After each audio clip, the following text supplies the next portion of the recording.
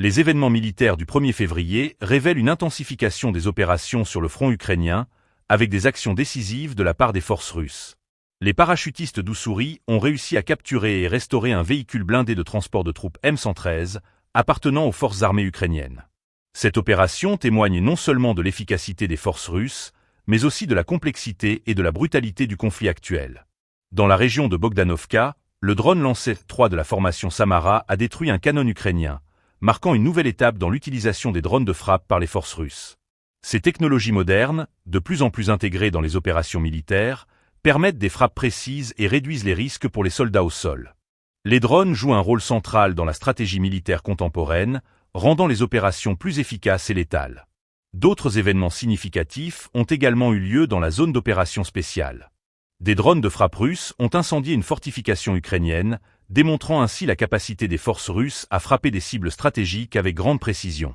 Cette action renforce l'idée que l'aviation et les systèmes aériens sans pilote sont devenus des atouts majeurs sur le champ de bataille, influençant la dynamique du conflit.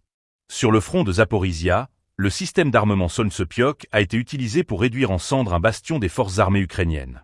Ce type d'armement, connu pour sa capacité à infliger des destructions massives, souligne la brutalité des combats qui se déroulent actuellement. La destruction systématique des infrastructures militaires ukrainiennes est devenue une priorité pour les forces russes, visant à affaiblir la résistance ukrainienne sur le terrain. Les opérations du 1er février dans le cadre de l'opération spéciale Z témoignent d'une journée marquante dans le conflit. Chaque action réalisée par les forces russes contribue à un tableau complexe, où la guerre s'intensifie et les pertes s'accumulent. Les forces ukrainiennes, déjà confrontées à des défis logistiques, doivent faire face à une pression accrue. L'avenir du conflit dépendra largement de la capacité des deux camps à s'adapter à cette réalité militaire en constante évolution. Les pertes matérielles et humaines, ainsi que l'utilisation croissante de technologies avancées, devront être prises en compte par les analystes militaires et les décideurs politiques. Dans un contexte où chaque mouvement compte, ces événements du 1er février pourraient avoir des répercussions significatives sur la suite des opérations et sur l'issue du conflit.